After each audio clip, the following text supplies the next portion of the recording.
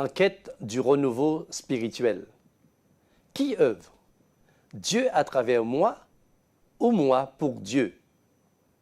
Nous trouvons un texte de la Bible qui se trouve dans le Nouveau Testament, Galates chapitre 2, verset 20. « J'ai été crucifié avec Christ, et si je vis, ce n'est plus moi qui vis, mais Christ qui vit en moi. » Dieu nous a créés pour de bonnes œuvres.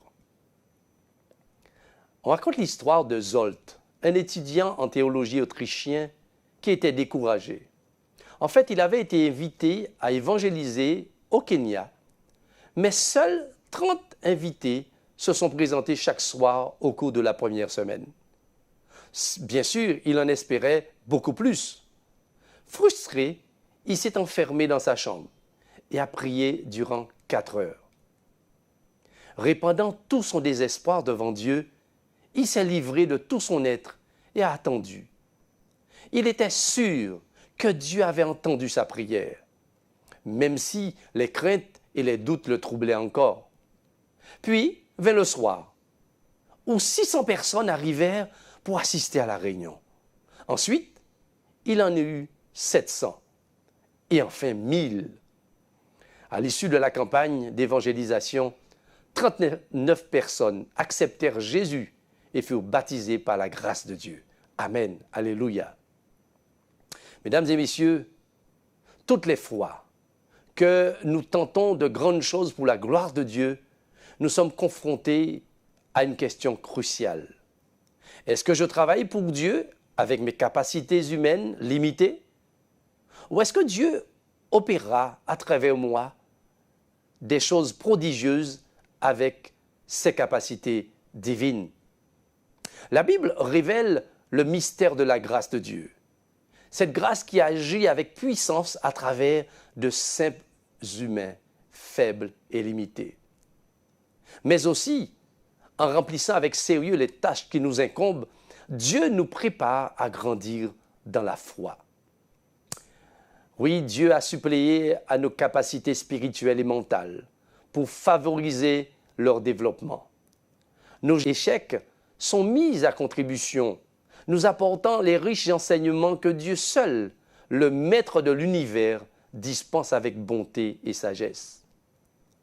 En effet, nous apprenons qu'aucun effort humain ne peut réussir sans Dieu au centre.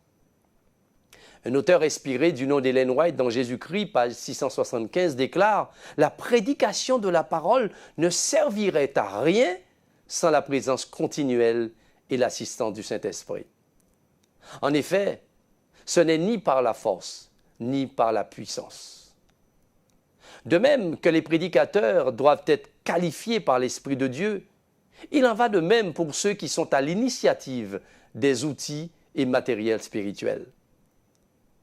En effet, si le salut de Dieu s'offre au rédacteur à qui l'Esprit inspire les mots qu'il couchera sur le papier, le même Esprit se manifestera chez le lecteur.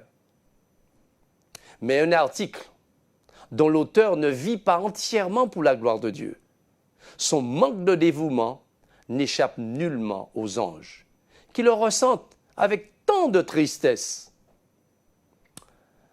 Le messager céleste se détourne et n'impressionne pas celui qui lira ce texte, parce que Dieu et son esprit n'y sont pas.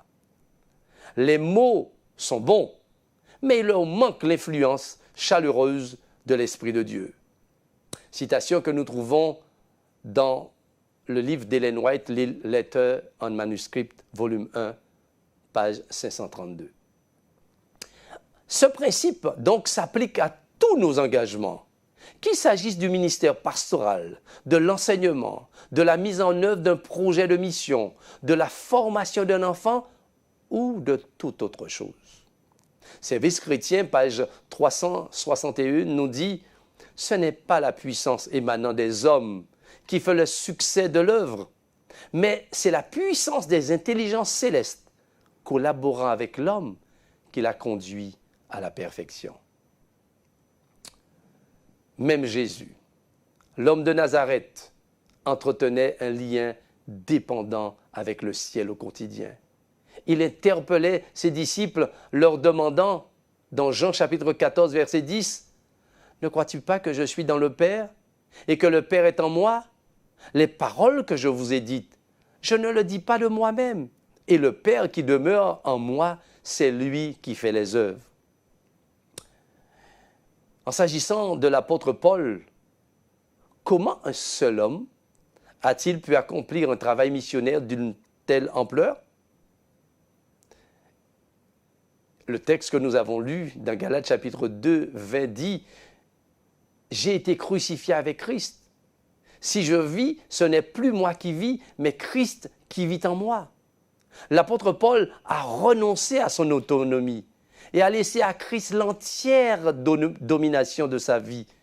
Oh, il a expliqué dans Romains chapitre 15, verset 18, « Je n'oserais parler de rien d'autre que de ce que le Christ a accompli à travers moi, en amenant les païens à obéir à Dieu par ce que j'ai dit et fait, des signes et des prodiges par la puissance de l'Esprit. » Mesdames et messieurs, chers amis, la clé, c'est d'être dans le Christ. Oui, Dieu est désireux à manifester des choses incroyables, même aujourd'hui. Ses plans vont bien au-delà de nos propres capacités. Ce n'est que dans une communion constante avec lui, par la prière, que nous pouvons mener à bien les tâches qu'il nous prépare. Aujourd'hui, il nous lance cette invitation. Dans Jérémie chapitre 33, verset 3, « Invoque-moi et je vous répondrai. Et je vous montrerai des choses grandes et puissantes que vous ne connaissez pas. » Nous avons quelques textes bibliques dans nos prières que nous pouvons utiliser dans nos prières. Les capacités humaines n'atteignent que des résultats humains.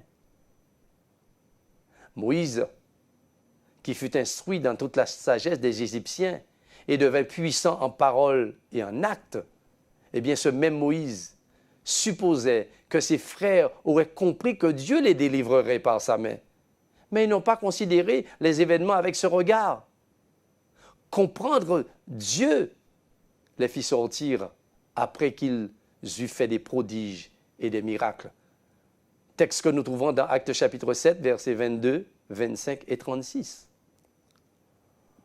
Ô Père, accomplis en nous la transformation que tu opéras dans le cœur de Moïse après ces nombreuses années en tant que berger.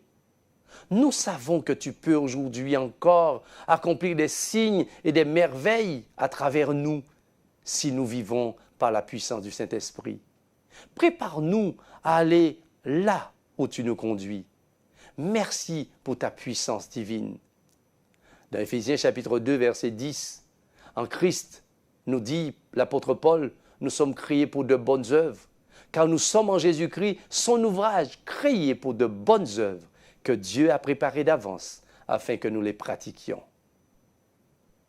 Seigneur, fais de nous des instruments entre tes mains, utiles pour la bénédiction et le salut de nos voisins. Nous savons que l'accomplissement de la proclamation de l'Évangile dépend de cette question. Apprends-nous que nous ne pouvons pas te servir seuls. Merci pour ta promesse d'agir en nous. Veuille bénir le travail de nos mains. Amen.